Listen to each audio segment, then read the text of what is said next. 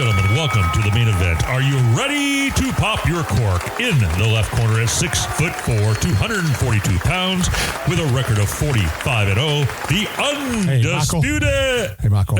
Hey, Will. Hey, how many bottles of wine have you had? Well, Will, it's not the wine. I'm just so excited about the podcast. Yeah, I am too. This is not a boxing match. This is We Know Texas Vino. Salute. Salute.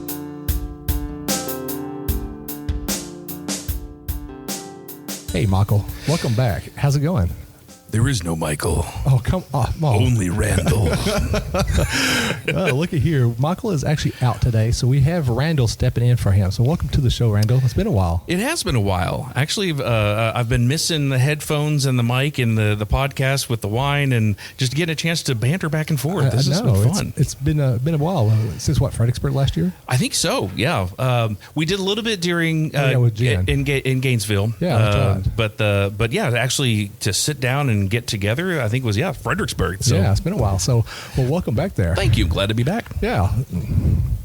So, welcome to our podcast. We are happy to connect some more and spend some more quality time with you. We've had a wonderful educational time with our first 60 episodes and are pumped to be here in Cleburne, Texas. We are here at Trough Winery.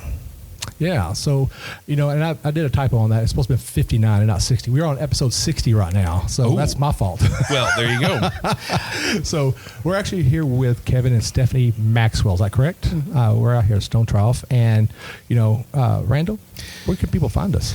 You can find us on our Facebook page as well as We Know Texas Vino .wine. Awesome. And you can also find us on Spotify and iTunes and give us a 5-star rating because we love those ratings, and give us some feedback too because we love having feedback. Absolutely. Because feedback helps us know what we're doing right, what we're doing wrong, and what we can do to keep making y'all laugh. Mm-hmm. So you are listening to We Know Texas Vino, episode 60 at Cleburne, Texas, at Trough Winery. Welcome, you two. How y'all doing today? Good. Yeah? Doing Welcome. Good. I heard you were out planting this morning. We have been out playing in the dirt. Are you hand digging the holes, or are you using an auger? We planted vines yesterday. We're doing the garden portion of the Vachardon today. Oh, okay. Stephanie has that look over on her face like, yeah, I don't want any part of that right now. So this is a really, really cool location. Walking in here is just there's first thing that caught my eye was the fun thing of canes over there because I'm a big cane collector. I love those.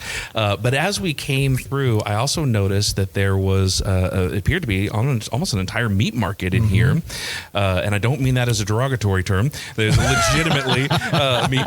And then through in, we see this amazing stone wall that it contains what I can only say is my dream wine collection called the Vino Files. Tell us a little bit about that, and then I also want to hear about the process that you all use here. Instead of just pouring a regular glass of wine, you have a unique setup as well. I guess she wants me to start. Yeah, that was a There you go. Well, I think he needs to start with the beginning in the let's how start. we've landed here in Cleburne and kind of what we're doing. That's a great way to start. Start from the beginning. In the beginning, there wasn't. Well, in relation to the Vino Files, we made this part of this building when we first conceived it. We bought the facility because it is adjacent to our farm. That is 325 acres right behind us here. Mm-hmm. And we were planning on doing the winery in here. And I went to a conference out at Sage's Vintage and heard a speech where they were talking about making your winery an experience. Mm-hmm. So when I came in here, we were looking at this, and they were talking about pulling this set of rolling file cabinets out when we bought the building, and they decided at the last minute to leave them. And when they did, I had a really genius idea to turn it into a wine cellar. So those are originally in the building when you purchased the location? They were. Yeah, this was the old file room for the Johnson County Special Utility District. Gotcha. It had all the paper files from back in the day. Interesting. And, so we took them and rearranged the shelves. I had my cabinet maker build in the wine racks inside them. We took and had the fronts of them refaced so that it looks like you're looking into a wine cave, maybe in France somewhere. That's fantastic.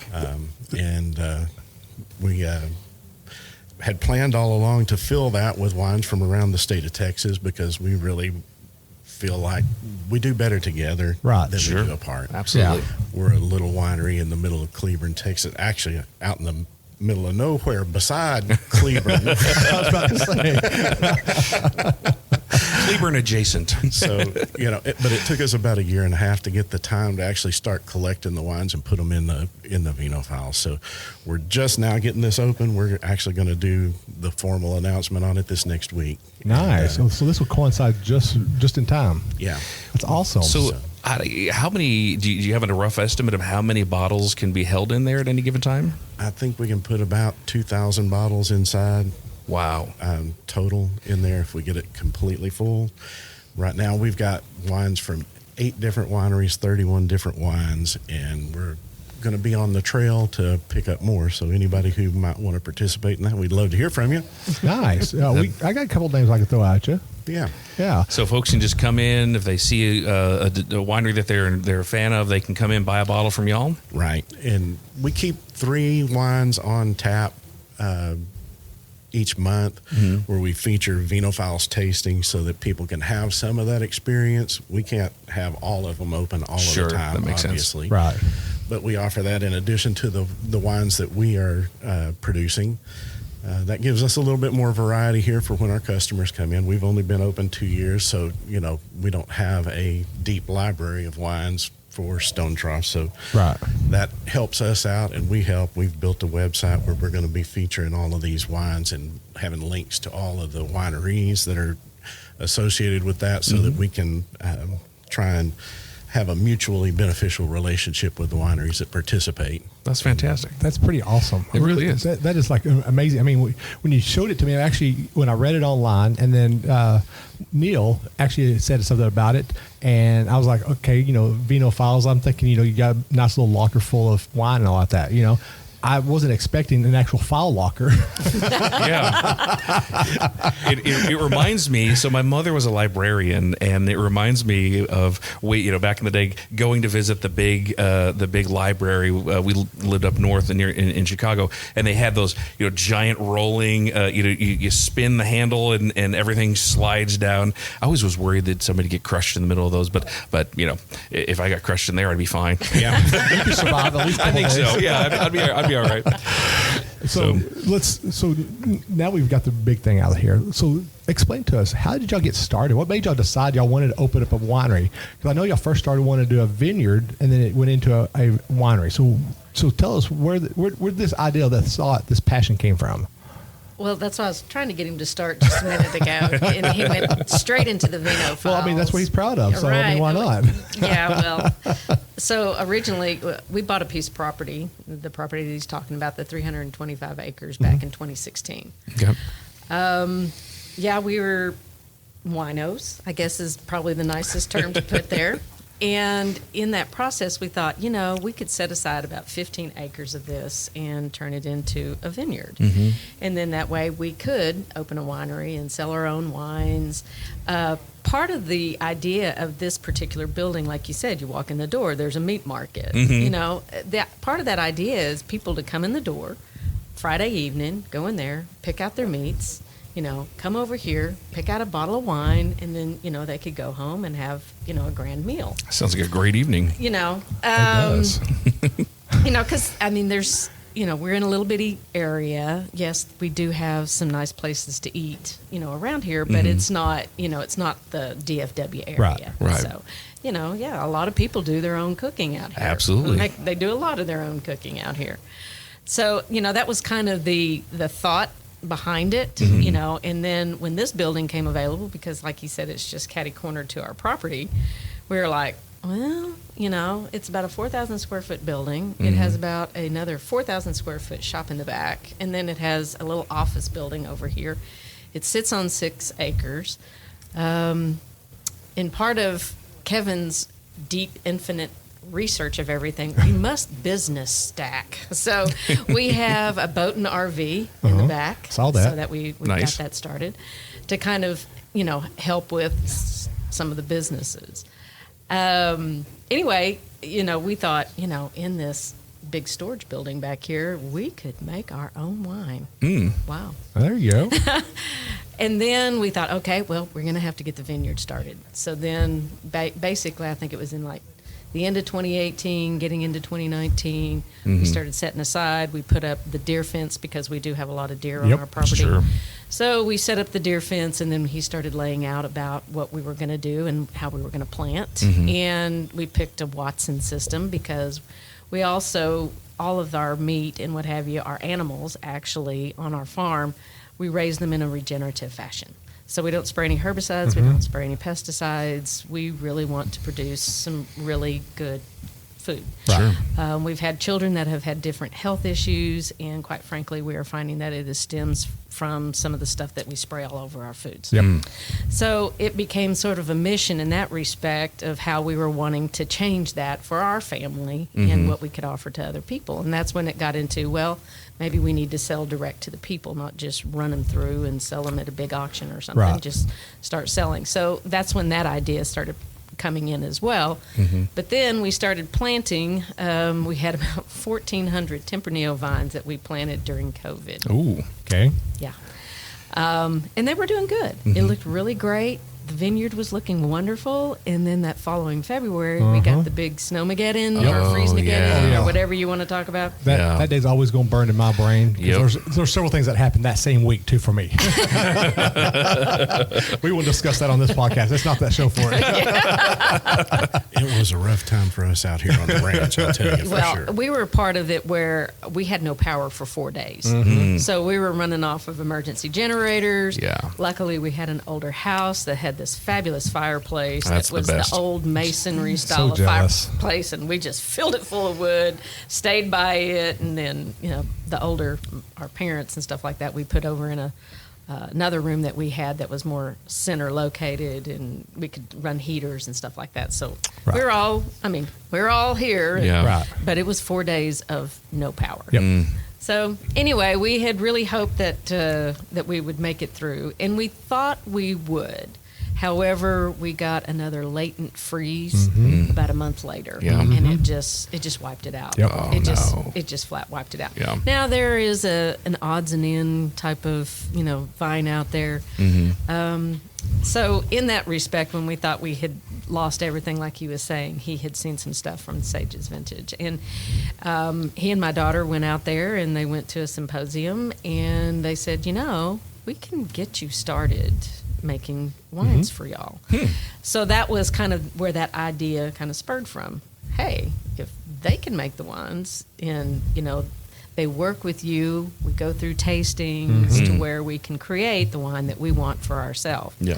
So that really became the whole idea of it. And the more that we have kind of pushed through, I think that's really the direction that we're probably going to stick with. I don't Nice. think there's going to be any need for a big winemaking Right. facility here in the back. Well, So- there's a lot of the small wineries that are getting their start and start doing that, and they end up just staying with that because for them, for their what's the word I'm looking for their business model, that's what's best for them. That Right. works for them Right. because that means you don't have to worry about having the equipment. You don't have to worry about sanitizing. A lot of overhead you don't have to worry A lot of overhead the you don't have to worry about. infrastructure, Yeah. everything. Yes. So, yeah, Because there's- when we would go to different wineries and stuff like that, and they would walk us through their facilities, I'm sitting there. Well, I've got a construction background, so I'm sitting here looking at all of this. going, Ka-ching, ka-ching, ka-ching. Exactly. And I was just like, well, we're going to have to tear that thing down. And, so then what would be the purpose of it? Right. So- Sure. And the more we got into this, the more we started to realize just how complex this business is. Oh yes, That's true. Completely. It's one thing to grow the grapes, and I'm doing, she kind of skipped over the fact that I'm kind of follow a lunatic farmer, and I practice lunatic ways on the farm. Well, isn't Maybe being we a should have farmer a lunatic? I was going to period? say, maybe we should have called it lunacy wines instead of stone trough. That's pretty funny. But, you started to realize how complex just the vineyard side of this business is. And then you start to look at the winemaking side of the business. I'm 59 years old. I really don't think I have time to become a really high quality winemaker. And we realize that really what we like is the wine, and we've fallen in love with Texas wine as we've gone through this, and we're realizing just how good the products that are being produced in this state are, and we can be a part of that without having to torture people with low quality wines that I produced for 5 or 10 years, and then I'm too tired to make them anymore. I hear you. Well, I heard and I'm trying to remember what winemaker said. Someone asked him a question, and he goes, "How long have you been making wines?" He goes, "I've only been doing it for 40 times."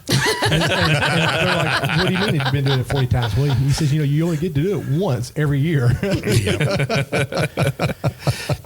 So that's pretty funny. That's pretty amazing, because even myself, who is working on becoming a winemaker, I'm in that part right now, trying to figure out what I want to do. And I've been working in a vineyard myself, and I know it's hard work. It's not something that's for the faint of heart, and then I've also worked in the production room a little bit, and I'm finding which side I like the best. There are some days when it's hot outside. I don't mind working outside when it's nice and cool and it's 70 degrees with the breeze blowing out there, and everything's perfect and the sun's not shining. But then those days when it's like 900 degrees outside, that production room is going to be nice and cool, and that's the best place it's going to be at. So, That's true. So, you're talking about your vineyard and being a lunatic farmer and all like that. One of the things that stuck out onto me, on your website was your vid orchard. The Chard. Sorry, I slaughtered that up. Is that one that you just made that yourself too? It absolutely is. Okay, good. Then I didn't slaughter so bad. My mother thought it was French when I told it to her the other day. Oh, that's funny. So I read it on your website. Explain to our listeners what that actually is and how you came up with that actual word. Well, what it means is a vineyard inside an orchard inside a garden. It's a mashup of the three words. That works. It's like a turducken of words. That's exactly where it came from. That's exactly That makes a lot of sense. The turducken of wine. Well, the vinophiles that we talk about, you see, it's not enophiles. Right. And it was a file room, which is Files, and this is Philes. Right. So we've got vino files. It's a play on words. I love it. Yeah. Files being lovers, knowledgeable exactly. of. Yes. Lovers Yes. wine. There you And go. aside from being a lunatic farmer, I am a lawyer. I was a banker, and I built homes for 15 years. Wow. So, you and I came from similar areas because go ahead and finish. We'll talk later. but one of the things that I noticed when we had the disaster in the vineyard, and we do regenerative on the vineyard as well. We don't spray any fungicides, no herbicides. We don't put fertilizer out there. I use a product compost that we produce it's a Johnson Sioux compost, and the vines were doing really wonderful, but that freeze cracked the trunks on the vines, and once it got hot, they split. And Yep, that was died. it. Yeah.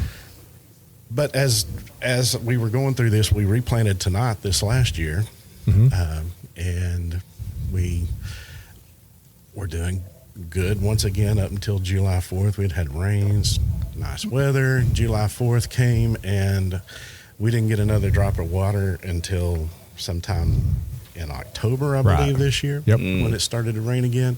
105 degrees for about 55 days in a row, and we had a biblical plague of grasshoppers come through the farm. I hate grasshoppers. I have no Tanat vines anymore. Man. And I had been threatening to plant an orchard in the spot where the vineyard was, and I was seriously contemplating doing that instead of staying in the vineyard business. Was going into the orchard, and I started doing a little research on YouTube about orchards. Ran into a guy who does permaculture style orchards, which is you plant a mixed variety of fruit trees along with some nitrogen fixing trees, and then you have an understory below that of fruit bearing shrubs. Then you plant an understory below that is perennial plants, a large variety of different perennial plants, and under there, and it generates food continuously, and they all feed on themselves, and that seemed to fit a little bit better with what we're doing with the animals, with the regenerative style on the animals. Yeah. And I kept looking at all of this guy's videos and researching more into this. And one day I saw one of his videos, and he had said that they were introducing grapevines into their permaculture orchard. He was planting them beside his nitrogen fixing trees and letting them climb the trees, and then they do a U-pick is the way he operates his farm. It's up in Canada. But they do weird things in Canada. Yeah, Canadians, they've got a different mindset. Well, and this lunatic had it too, because they started ringing bells about, well, how can I integrate wine grapes into this concept, and maybe they would have a better chance of surviving in a regenerative model. And part of that was when we planted the vineyard out the first time, I had two 200-year-old oaks, 150-year-old oaks, giant trees, and I just could not bear to take them down. Oh, absolutely. To plant my, baby grapevines. Sure. And the two places that we have vines that survived all of the freeze are under those trees. We have some Tempranillo vines that are about 5 years old right now. Okay. Did those survive the Tanat hoppers?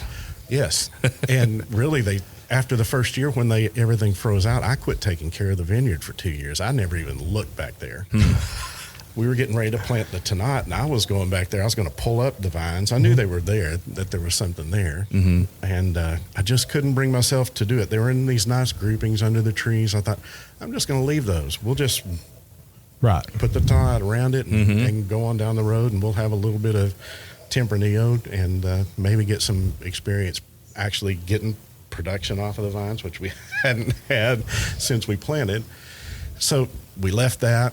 I just took them, and they were already had fruit set on them. I went and I knocked about 60% off of those vines, put them back up on the trellises, and they produced a really nice crop of fruit last year during all of this craziness with the weather. And so when I started looking at the permaculture orchard and conceiving of ways that I might integrate grapevines for wine into that system, is a lot because of that, because those vines survived with absolutely no attention and through all of the heat and through all of the freezing and all of the things that were going on.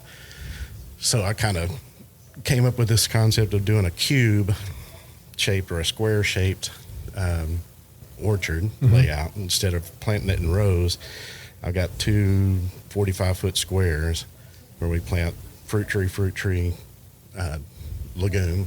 Okay. And then in the inside, I've laid out the vines, which are going to go across, kind of in a diagonal. And we planted 50 vines there. What'd I tell you? Arante Noir. They're the UC Davis vines that are PD resistant. Okay. And good grief. Sorry. Tell Rod you can't answer that. Actually, he's no law school buddy. He has impeccable timing. as lawyers tend to do. Oh, man. Let me get this turned off. Oh, you're good. All right. Anyhow, we put the vines in there, and then we're going to plant the garden in around that. That's what we were doing today. We put down the 50 vines yesterday. We've started planting the garden inside there with that, and it's just a traditional garden. It's peppers and tomatoes. Ooh, sounds fun. Okra, squash, things like that. Nice. Some different herbs. And what have you. Sounds like you can just do that, pick that stuff up along with your meat and a glass of wine, and throw the peppers on the grill. And well, we can move it all into the store. It really is integrated into the business model if we can do that. And maybe if we can produce fruit that is completely regenerative with no chemicals on it, we'll have a market for that, or we can take it to one of the winemakers that we work with and have them produce wine for us with the fruit that we're going to produce. What fruit are you growing right now? It's Arante Noir. Is that on the trees on the orchard? On the trees. That's the grapevine. I've got apples, pears, peaches, plums, figs, pomegranates, apricots. Smells like a great smoothie. We've got lots of the concept. in regenerative, they really push on not having a monoculture. Sure. crop. Yeah, Right. that makes sense. And the more variety of roots that you can get in the ground, the bigger variety of things that you can get growing, the different levels of the soil that are impacted, and you get the life in the soil Right.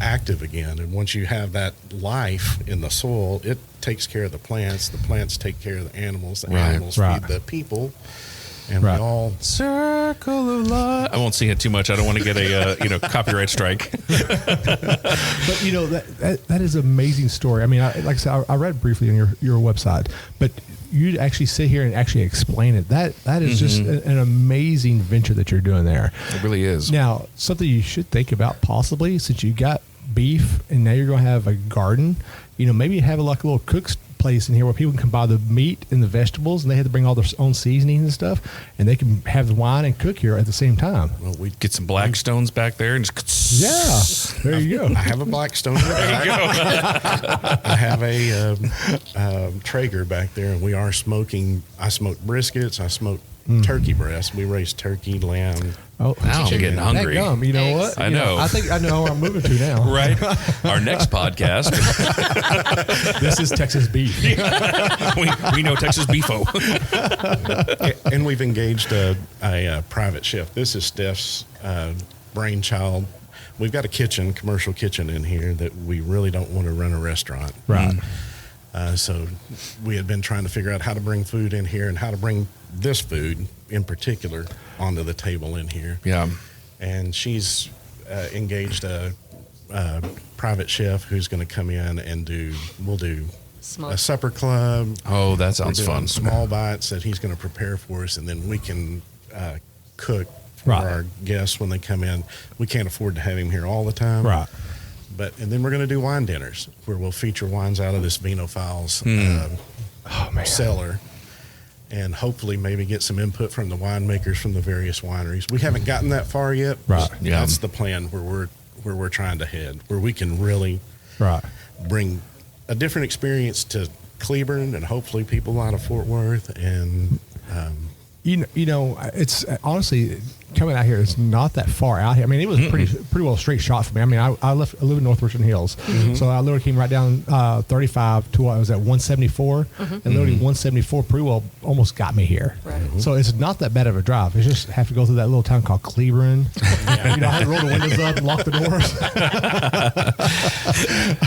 No, it was same for me. I've definitely driven the same distance to go to a location up north, you know, and so it's just about heading south instead of heading north. Yeah. And so I think this is you're not out of the realm of travel for a day. Yeah, This is a great location. and then there's also a couple of wineries in this area here, so Right. you make a little day out of this area right here, but definitely make this like your primary stop right here, because this is a really nice location. I really like what y'all got going on here, and doing your regenerative crops. That's just amazing. So okay, so you got your crops going. So how did you get into the beef stuff though?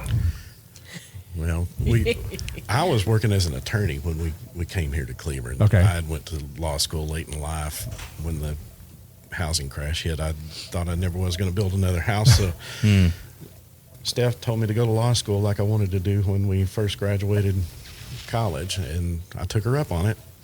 So you've known each other for a while. Long time. We, High school. we started Wow. dating when we were 16. Oh, that's fun. So That's we've fun. been together forever. That's awesome. But anyhow, That's where the lunacy started.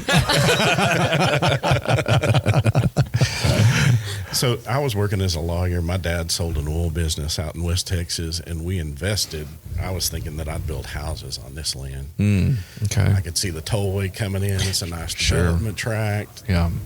Going to sit there and build houses the rest of my life, practice a little law here in Cleburne, Texas, and, sail into the good night. Boy, oh boy. He didn't keep his plan, did he? We bought the farm from my former law partner and his family, and he had 35 cows on there, and he wanted to go ahead and keep his cows. And he did that for a year, and then he decided that he was going to sell them. And I thought to myself, well, maybe I should try that. Yeah. Right. Yeah. Get the ag exemption. There you Right. go. And we bought the cows and started playing with the cows, and was just doing that conventional. I had no idea of any of this. And we started thinking, the more I spent time out on the land, the more I was looking around, and we kind of identified this little hill site that we thought might make a nice vineyard site. We both like wine and enjoyed all of that, and everywhere we go to wineries and do all that kind of stuff. And so we started planning the vineyard, and Steph and I took off to go skiing up in Red Osa for a week. And her aunt Yeah, my aunt and uncle. lives down in Tularosa, just down at the bottom of the mountain, and they invited us to come down for dinner. I didn't want to go down there for dinner. It was our vacation. I didn't want to go down there and sit and talk to people and do all of that. I wanted to stay up there by the fire, drinking wine and doing all that. Well, we go down there and we sit down in their house, and her uncle is a water scientist for Los Alamos Oh. National Okay. Labs. Okay. Yeah. In, So he starts talking to us. Do you have your water test from where you're going to put in the vineyard? We start talking about all of that stuff. And we spend about 2 hours. I had a great time. I mean, I learned all of this stuff, and I was like, wow, this is cool. And at the end, he said, I've got a guy y'all really ought to meet while you're here. His name's David Johnson. And I'm like, man, that means I got to come back down here again. Right. He said, I don't know if he's in town. He goes all over the world. He's teaching about this composting system. big brain. And he's a PhD microbiologist guy. And Wow. we go back up the hill. I'm like, man, I hope they don't call. I don't really want to go back down there again. They call. This time we got to go to, wasn't Tularosa. It was on down the way a little bit. I guess we're New It wasn't Mexico. Las Cruces. It was May have been Las Cruces, but a little further drive. We go down there and we sit down Los to dinner Alamos. with Randy and David and their wives, and David's sitting right here, and we're talking. He's telling me all about this composting and what it does, and how the soil is supposed to be alive, how the microbiome in the soil is supposed to be going. And I looked at him. I said, we're struggling with gut health issues with my daughter. Right. She and they don't know exactly what's going on. We're going through all kinds of testing, and she just about can't function because she's just sick all the time. Right. And he said, that's exactly the same thing. He said, your gut inside your body is the same thing as the gut that's in the soil. Right. Oh, wow. Okay. Huh. And he explained to me about glyphosate and how we spray glyphosate all over our GMO crops, and we consume glyphosate, gotcha. and that gets in there and it destroys our gut lining, and we have all of that. And I, once again, had incredibly stimulating and a really great time visiting with him. And he told us about his compost system, and he gave me a couple of guys to look at on YouTube, Gabe Brown and Will. Not Donahue. No. You'd be so lucky. He owns White Oak Farms out in Georgia. Okay. And it's a regenerative farm, and there's a movie called 100,000 Beating Hearts. Okay. And I said, yeah, well, that's great. I'm going to, and I might need to talk to you. He said, no, I can see in your eyes you're going to be just fine. Just go look at those guys. That's cool. You didn't see this, folks, but he actually put the hook in his mouth. I say that I was red pilled.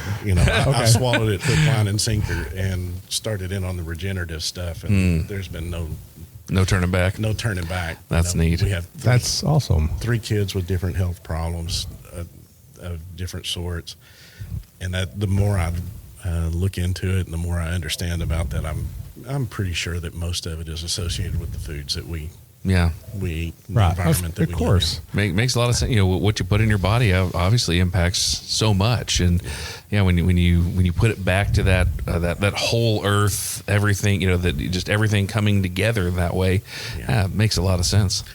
It does, and it really did to me, and that's what we're doing. That's cool. I call it a lunatic farmer. That's Joel Salatin, who's another guy that I follow, and he's the one with the stacked enterprises that Steph was talking about. He's like, if you're going to make money in the agriculture business, you got to have multiple streams of income. Sure. So Right. Yeah. we started stacking. Makes sense. So, are you familiar with a winery called Lonesome Vine up around Montague? Christy and Andrew? I've heard, yeah. In fact, I've met him. Okay. Yeah. So, you know that he uses worm poo Yeah, to do vermicompost. Yes. I believe they call that castings. Well, I said that for Andrew there because, we had him say poo like 4 times that episode. But, it's amazing hearing different owners when they have their vineyard going on, and different ways and different techniques to keep from having to use any kind of chemicals on their vineyards, because it does impact the grape. It does impact the flavor of the grape and everything about it. And so to do everything natural, and what our newer generation is calling organic now, they're all like, well, it's not using, any kind of insecticide. Well, I was like, well, then that means everything they're doing right now that doesn't have any kind of chemicals on it is all organic then. And when I say that, they kind of look at me like, oh, okay. And I said, well, most vineyards don't do that because they don't want that to affect the grapes. And they didn't realize that pretty much most of the vineyards do that nowadays. But for the fact that you've learned about it, and then you took a step, and then you took another step, and then you're just like, okay, I'm not taking another step. I'm just going to go all in now. Yeah. And if made something amazing and found that's actually helped your kids, that is just like, to me, that is just an amazing feat that you've accomplished there. That is pretty phenomenal. Yeah. So now you have that going on as well, but I also noticed you've got a pretty good selection of your own wines here. How did you go about the process of picking which wines you wanted to serve, and how many do you have? I guess on tap, is that the right terminology for it? At a given time. Well, before we go to that far, because this will lead into that question also. So we obviously y'all get it from Sage Crush over in Nacogdoches with Michael McClendon, which, by the way, he won an award this year. Yeah. Great Nice. man. Yeah. When I met him, I never even pictured him to be that short, by the way. But where did the grapes come from? What vineyard? Well, most of them they're sourced out of the High Plains. Okay. And Okay. they come from several different Okay. vineyards. Gotcha. I could go and pull out of our list. Oh, yeah. But unfortunately, I mean, if you got some, I just didn't know if you Pepper knew. Jack was one of them. Okay. Is one of them that Okay. our Tempranillo comes out of the Pepper Jack. Okay. So, yeah. Cool. Okay, then you can go ahead and finish with this question. 'Cause I wanted that to lead into to that question. So Yeah. So we're curious about what made you pick those particular grapes that you've got, and how many do you have on available on a regular basis? So, getting started, basically, some of the wines that they were offering to us that they had produced. So we have a Dolcetto, Tempranillo, the Negro Amaro, and then we had a Chenin Blanc and a we called it the Bianco Alzado, which is actually a white blend with Marsanne with a little bit of Muscat Canelli in it. Very nice. Yeah. Are you Show me happy? the page Are- so yeah. I can. I tried. Gave away my age a minute ago, so I don't. But that was impressive. The Negro Amaro. Yes. I'm curious. I had some of that earlier. That's Yes. a really unique was. flavor notes on that. It is, and we're probably. I think at that time we may have been the only vineyard or the only winery that had the Negro Amaro. I know that there is another one that is going to be producing Negro Amaro this Interesting. year, or maybe they've already brought it out. I'm not real sure.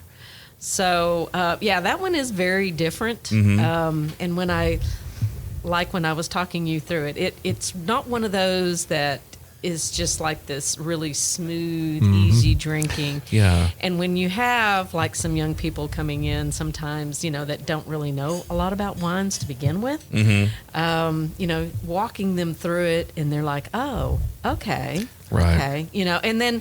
And when you can give them some of those, some of those flavor notes up front and kind of talk it through, and there is quite a bit of acidity to it, it helps them to understand kind of what that means. There's Sure. a brightness, there's a tartness there. You're going to get that, but it changes. Yeah. And that's one of the ways that, I just kind of walk people through that one. And that one is our probably most unique one because, like you said, you thought that was the name of the wine. No, Yeah. it is the actual grape. It's the actual varietal. Right. That's because that's the first time I've seen that one before. Yeah, that's Right. the first time for me too. And Right.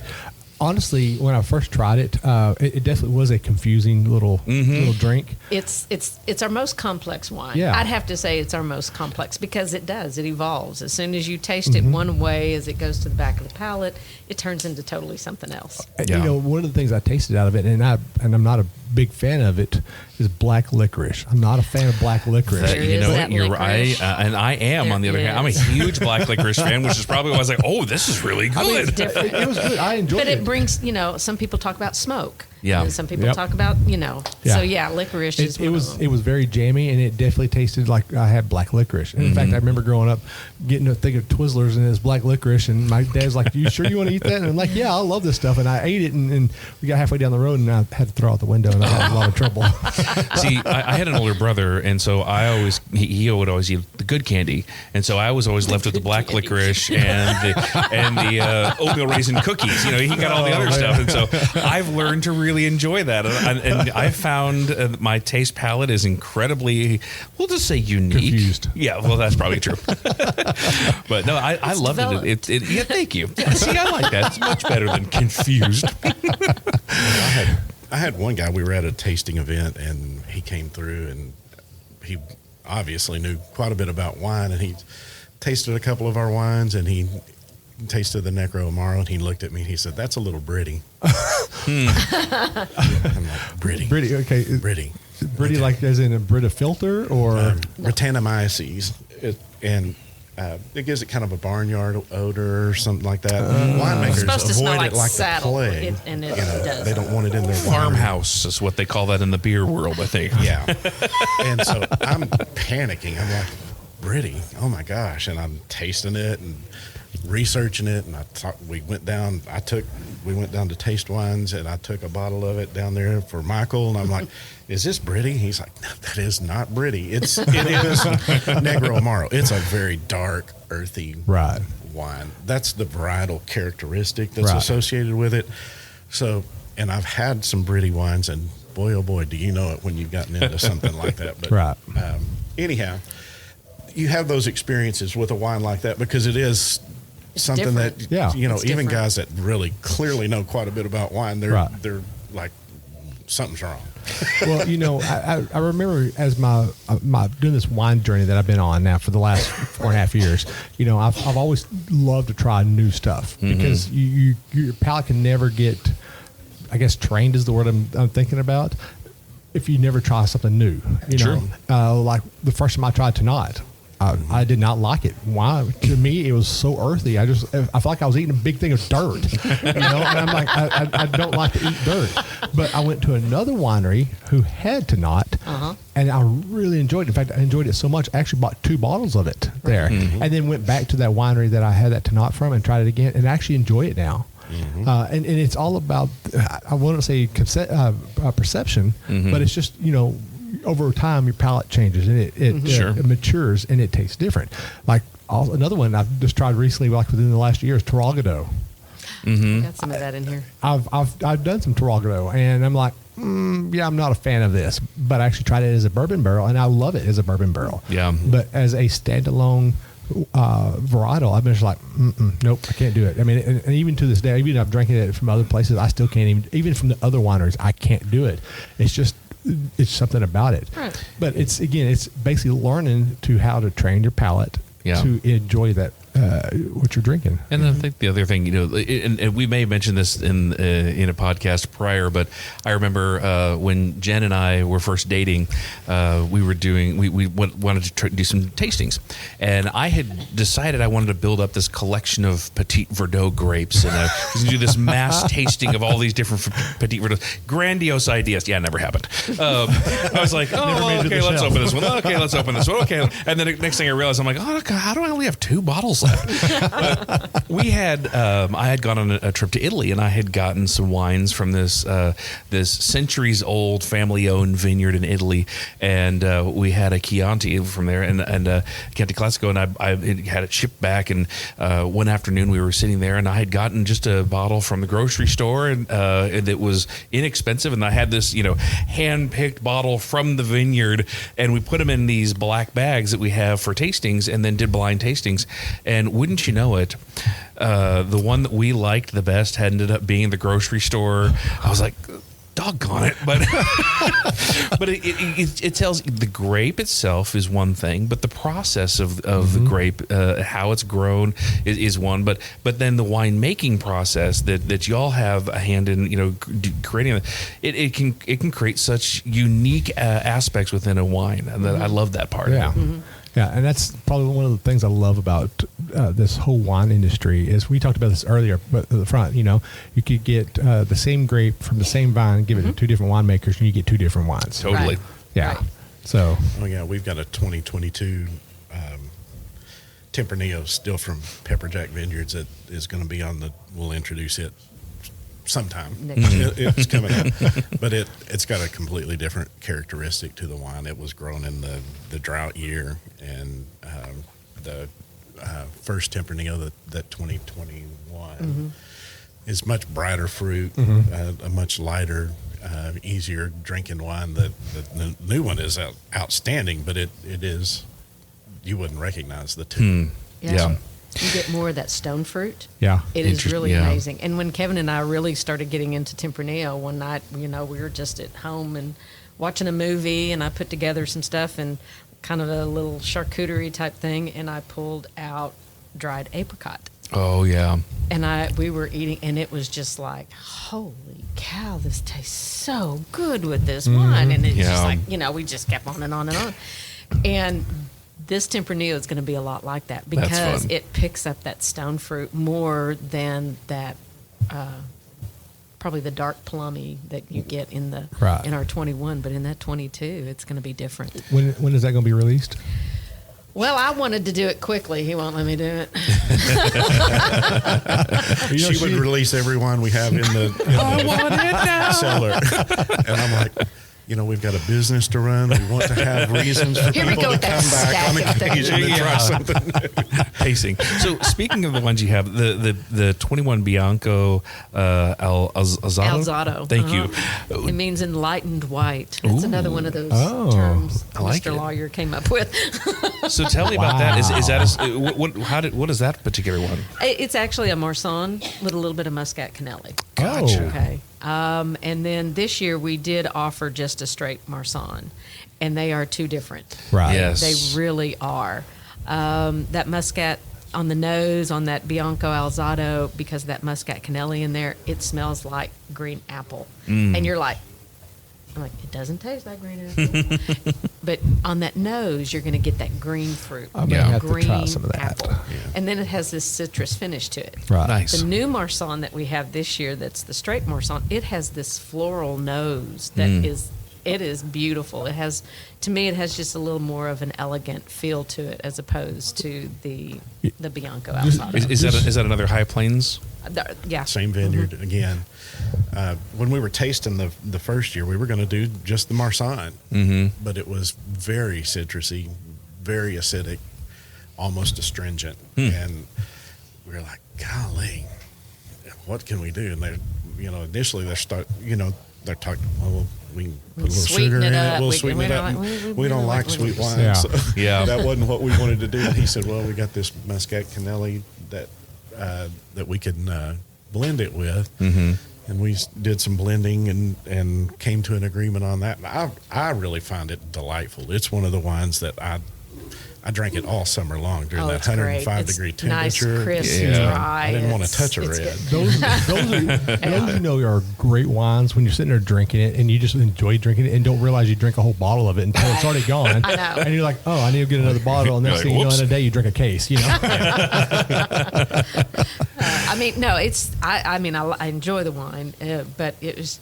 it's just different. And it's just like what we were kind of talking about, the different terroir, and then what's going on with the soils and what's going on with the weather. And I really feel like that drought, actually 2 years of drought in a row, has really just brought out the sweetness in the grapes. And I think I think the vineyards across Texas, we're going to see a lot of different, even though it's a wine that it's going to be a little bit different because of the drought. Well, in class, when we would talk about growing grapes and stuff, and they were always talking about, grapevines only need about like 5 gallons of water a growing season. But there are wineries or vineyards out there that like to choke their vines and starve it for water because they get a little bit plumper, a little bit sweeter because they get that. Then they get a little bit higher alcohol content out of it, and they get that really great complex flavor in those grapes. And I'm sitting there thinking, it's like, wonder what happens if I don't give it any water.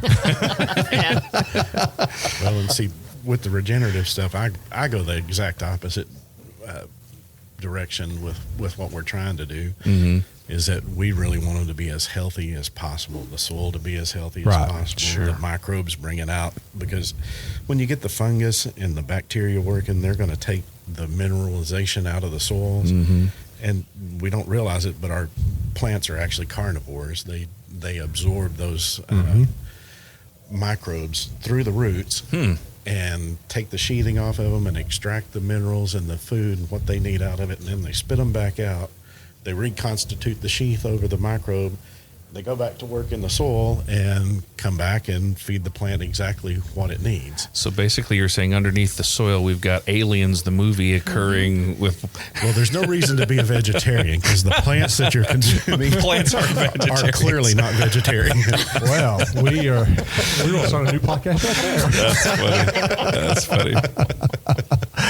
So, as we're coming up to the end of this little segment about y'all's winery and stuff, what is y'all's most proudest moment out here? Starting this winery up and doing your regenerative farming and stuff, what is your most proudest moment that when you finally did it, you're like, we have this made now. We got this figured out, sort of. I'm going to say sort of because, you never can get it figured out fully, but you can always get it sort of figured out. We're clearly not there yet. We still work to get our name out, get people to understand what we're doing.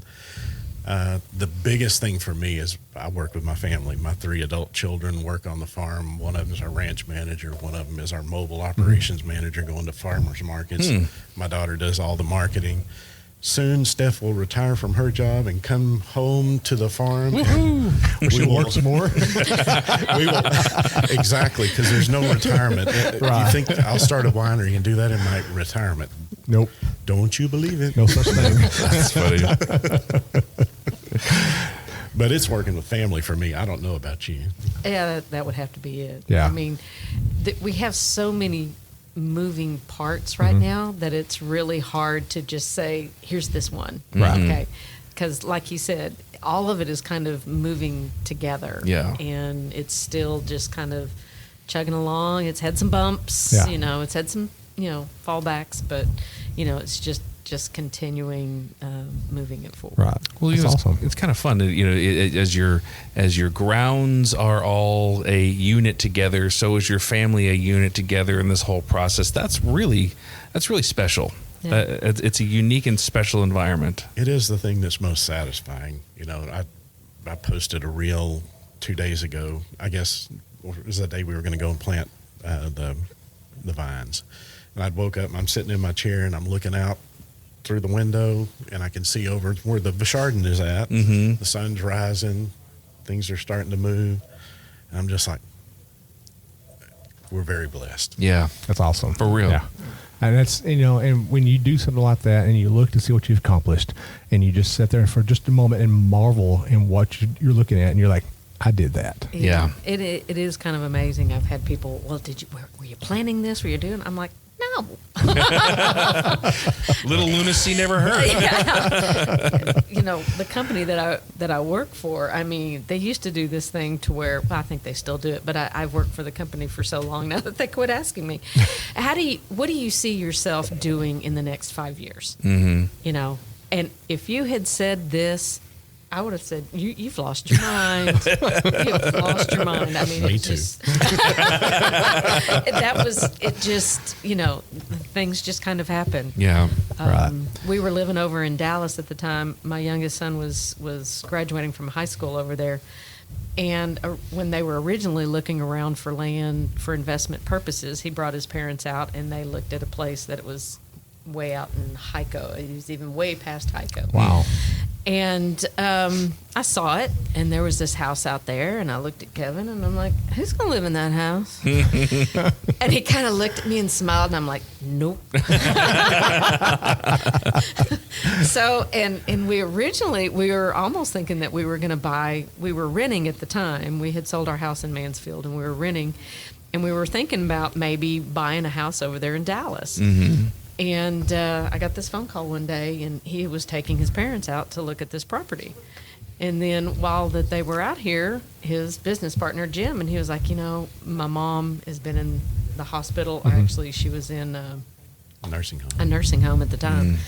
And he was like, we're thinking about putting her house up for sale. And he said, while you're out there, if y'all want to take a look, go ahead. So it's a really lovely piece of property. It's got kind of a tree-lined entry into it. So when he was pulling, he was like, oh, I got to call Steph. And I get this phone call, and he was like, what are you doing? And I'm like, what's going on? He's like, you've got to see this. And I was like, okay. And kind of funny, and we go out there, and yes, it's just marvelous. So we bought the piece of property. That's amazing. Kevin and I bought the house part of it, the side of it. And then when he sees this place come available, this, like he said, was the old Johnson County Water District building, we get that phone call. What you doing? I was like, oh Lord, what I'm have you sensing a found pattern now? here. Is this a trick question? Somehow I feel like those types of calls have been par for the course along this relationship a while time. She is an incredibly tolerant person. Put up with me all these years and the things that I've put her through. So you're happy to wake up every morning, huh? Because she didn't easily sit up and not. There are times she probably should have tied me to the bed and beat me. That's funny. Man. Well, so what do y'all want to say? I mean, this is your time now, to really just speak from the heart. Is there anything you want our listeners to know about y'all that we didn't touch on?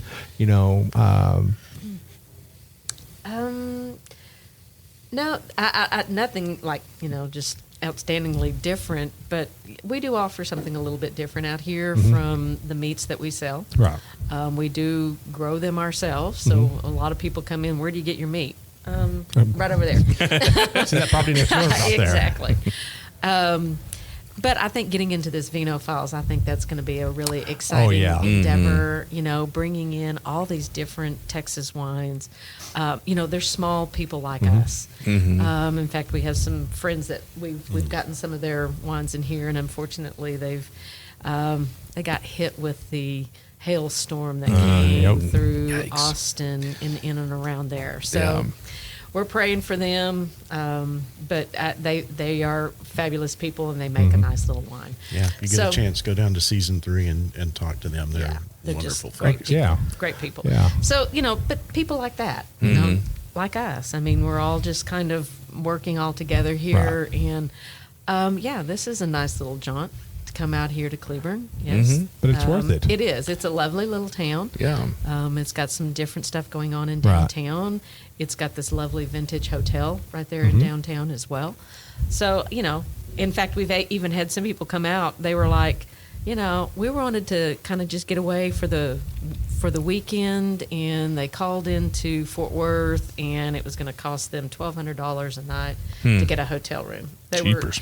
Because they were wanting vintage. Okay, so they were going into downtown and looking at some of the vintage hotels. Sure. They called up the vintage hotel we had here, and it was less than $100. Wow. They're like, we're going to Cleburne, which is fabulous. So I'm like, come on. Yeah. And they came out and they visited, and And what's kind of fun sometimes is when people walk in the door, they come in and they'll spend a couple of hours with us. So That's fun. That's really nice. Yeah. So are y'all going to have when y'all finally get y'all's Vino Files official, are y'all going to have like a big grand opening? You don't see Mary Close I would corking? like to. grand corking? Yeah, there you go. If we had this thing stock full, I would say yes. Right now, we are still trying to feed it a little bit. So, but we want to bring it to everybody's attention so we can, really start focusing on some of that. Yeah. There's definitely some really good wineries, and honestly, what you've got going on here, you could actually do like a, East Texas, North Texas, Right. Central Texas, West Right. Texas type thing in Right. here, and that would be amazing to do all that, Right. and then of course, start from the top to bottom, whites and gold down to reds, Yeah. there's so many ways. There is a lot of things that we could do with it, and getting to explore some of those is Oh, going to yeah. be something that That'll we're be a gonna lot of fun to doing. do, though. Yeah, Just the process of it is going to be a lot it's of fun. the process of it. Yeah. But there is a lot of planning. My daughter again does all the advertising, and she's done an absolutely wonderful job on both the Fingerprint Farms and the Stone Trough websites. They're just beautiful, and she did all the photography. She's Nice. really done a whole lot of work on it. And it just seems like trying to get things like that planned Right. is very difficult. Yep. Yeah. And unfortunately, we have planned a couple of parties, and nobody came. Well, let's see if we can definitely have figured that one out, because Yeah. we've got a pretty good following around here. We could probably make some things happen out here for That'd be y'all. fun. So, That'd be fun. I think just kind of getting the word out, Yeah. and little by little becoming, wine club members, Yep. Yeah. getting a part of, like what he was saying, we're going to create the supper club, and bringing in the personal chef. Is that going to be kind of like the Breakfast Club? Dinner club. That one's going to focus mostly on our wines and a little bit more casual 3-course menu. When we go into the wine dinners, we're going to do those once a quarter. Those are going to probably be 7-course meals with dedicated pairings. Right. Done. It's going to kind of blow it out a little bit for those. Right.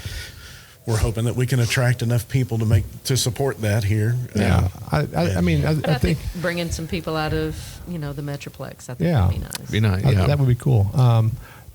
When you get ready to do that, post that on our Facebook page. Sure. Yeah. And tag us on it. Yeah. And are y'all also the Texas Wine Lover page also? Yeah. Okay. Tag it on there. Man, Very nice. there are so many people in this area that would come out and support y'all. And we want to do all the cross links with everybody. I just Yeah. talked to Jeff about, putting Texas Wine Lover on our website so that, everybody's Yeah. working together. Yeah. There's so much going on. It is so hard to break through in this crazy world that we live in. So much for people to do. They're bombarded with Yep. messaging. And it just takes time. Yep. And that's what we're understanding. We're getting out there and we're doing some of these kind of things. We feel blessed that you guys came in today. Yeah. Did great. this with us. Happy to be here. So, as we're getting ready to wrap up this very first half here, so where can our listeners find y'all at on the internet?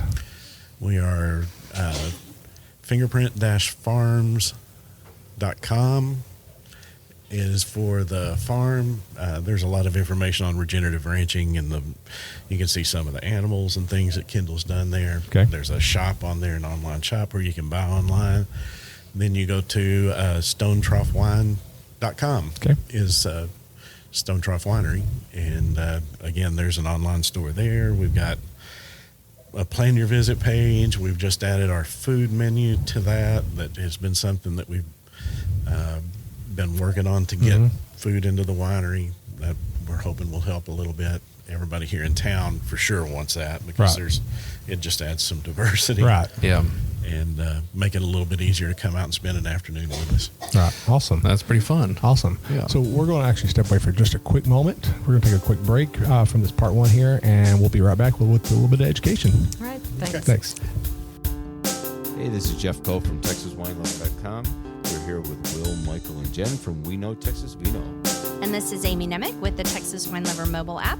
We're wrapping up the interview and moving into the wine education portion of the episode, so stick with us. Well, welcome back, everybody. We are out here at Stone Trough. We've got Kevin and Stephanie out here, and man, it was such an amazing little episode about them here, and I hope everybody enjoyed what they have. Now, so we're going to do a little education here, and so every time you go out to a winery and you sit down, what is the one thing you see everybody doing, Randall? Drinking wine. Okay, Sorry, I went a little too.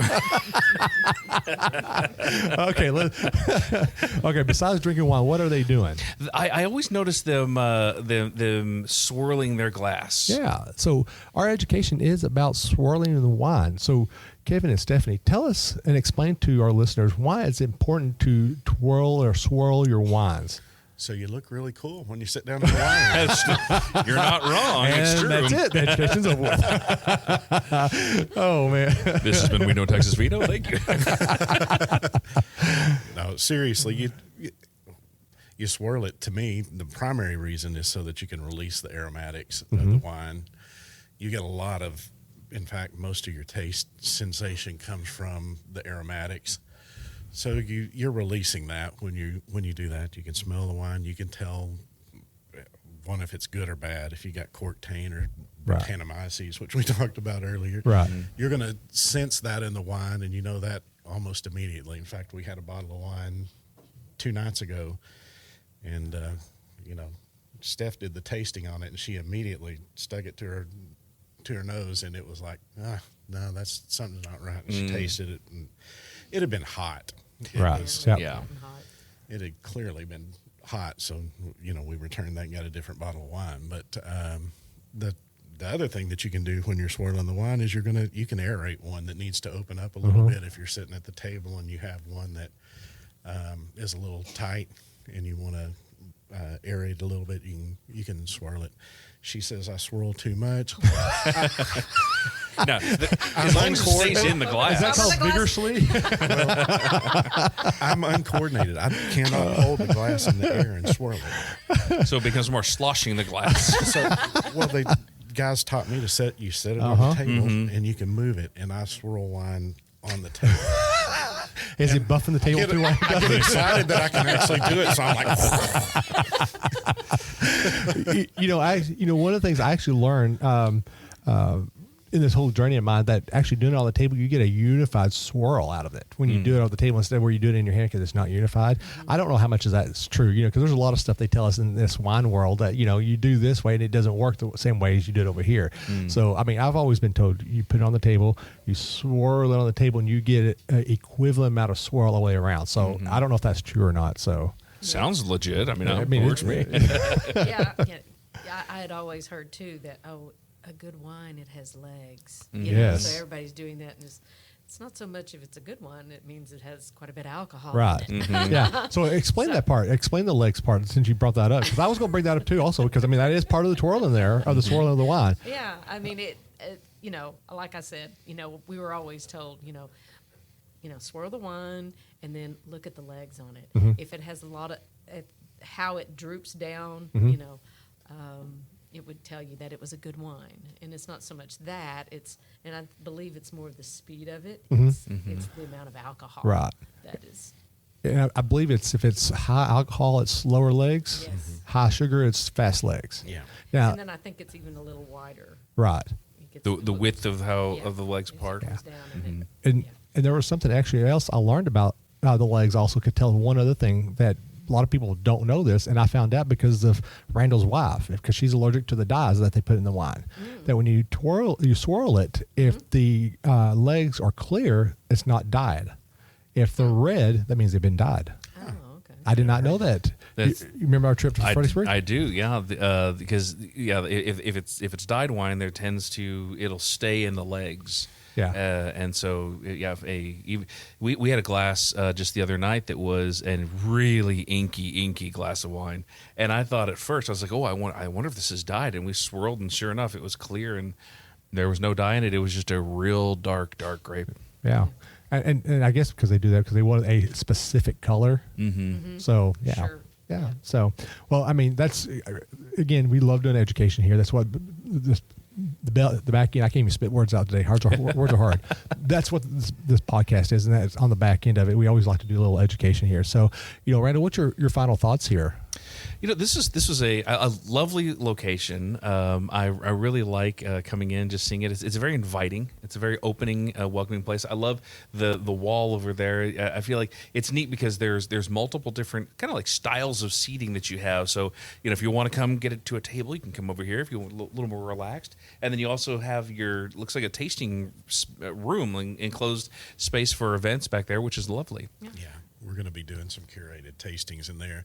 That's why Steph and I went and got our WSET2, and we've done the Texas Wine Ambassador. Very nice. So as we refocused on from kind of the wine making and probably the vineyard, we'll see what the Vichardin does. Right. But we're really focusing on the education aspect, the experience of Texas wine and what we can do with that. So nice. We're moving down that road a little bit more. Nice. And my takeaways from this is that, having a vineyard is not a garden. It's an experience. Mine is. Okay, fair enough. But I mean, it's not just a garden. I mean, it's an experience because you're going out there and you're having to experience every aspect of that soil to figure out what you got to put in there to make the next one work just as good. And so that's something I didn't learn. I mean, growing up as a kid, we had a garden that always had, like bell peppers and leaf lettuce and tomatoes and okra and all that kind of stuff in there. And we always rotated the crops. On one year we will have the tomatoes and everything on one end of the garden. The next year we have it on the other end. But for what you're doing, you're actually putting them all together in the same spot, and each one it grows off the other one. Yeah, she was wondering about the herbs that we planted in around the vines today, and she was asking if they might impart some characteristic to the grapes when we produce them. So that would be interesting. I put we planted tomato and basil this morning. Oh. So I interspersed those, and then I've got some parsley with cucumbers and peppers and rosemary. And I do have some big plants of rosemary that we're going to put out in it as well. Nice. So, who knows? Wow. We'll see I what want a we can caprese do. salad. Wow. Yeah, there you go. Well, so as we're closing up to this podcast here, we want to give us a quick shout out to our sponsor. So obviously our number one sponsor is the Texas Wine Lover app. Go out there and also find us on the Texas Wine Friends Facebook page. You can use this app to find all wineries in Texas, including Stone Trough here and their Vino file. Make a plan to come out here and actually check them out. Really awesome. And then Texas Wine Lover, Texas Wine Club, they have all wines across all Texas here. So you can get, if you want to taste something that you can't travel to right away, because there's 950 wineries in Texas. Go to Texas Wine Club and you can get wine from them. And then we have Fly with Wine, which is one of my favorite ones. I still haven't got to use the suitcase yet, but basically it solves all your wine shipping problems because you just take the suitcase with you. You fill it full of case of wine, and you don't have to worry about shipping it through UPS or FedEx. That's a really cool I needed thing. that when we went to Australia. Yeah. We made it all the way back with our wine until we landed in DFW. And I set my suitcase down, and the most expensive bottle I bought. Oh, no. That hurts my heart. Ouch. It hurt mine too. So, did you reach down and try to drink it off the floor? Really, I was just trying to get out because, nobody knew we had wine on the plane. Wow. Well, yeah, so check out Fly with Wine. They sell different sizes of suitcases and stuff that is padded for wine. The one that we have actually can hold a case of wine in it. They also sell a backpack that has a spout on it that you can. I know. I saw that. That sounds like a nice day trip. You just, it's like a camel pack for wine. Or when you're working in the garden. Ooh, there you go. And then, of course, our one of our and then our final sponsor is the Wino guy, Andy Gonzalez. He's a wine enthusiast. He does our guided wine events, blind tastings, and deductive tasting guidelines, and so much more. So we really appreciate what he does for us. So Randall, since Michael's not here, you get to do one of his jobs. Ooh. And you know what that is? This is the time of the show for that. Does that mean I carry all the stuff back to the car? No, yeah. Oh, that's later. Gotcha. So I've got a couple of quotes for us today. You do. So I hope you live up to the Michael standard quotes. Oh man, now the pressure's on. So my first this is an honest quote. It says, "Spilling a glass of wine is the adult equivalent of letting go of a balloon." I was going to say dropping your ice cream because I feel like those are on par with the same sadness. And it actually, that happened the other night. Jen and I were grilling and she turned around. Dropped her ice cream? And this was my fault. I had the stemware with me in hand and the glass shattered and all the wine just went right into my socks. It was. But our next quote is a little more, a little deeper. We're going old school. This is actually 1 Timothy 5:23, and you know my background. I've got a theology background. It says, and this was actually Timothy was talking. His mother was in the Jewish culture, and they didn't believe in drinking at the time. So this was actually a statement to her, and it says, "Don't only continue to drink water only, but use a little wine, for it's good for the stomach and it keeps away illness." Yeah. Yahoo. There you go. So, biblical prerequisite. You got it. There you go. It was his first miracle. That is true. That is very true. Well, this is, so we are episode 60 out here at Stone Trough. We have Kevin and Stephanie here. Thank you for having us out here. And I can't wait to see what y'all got going on here, and especially with the winophiles coming up too. So, well, this is Will. This is Randall. And this is We Know Texas Vino. Cheers.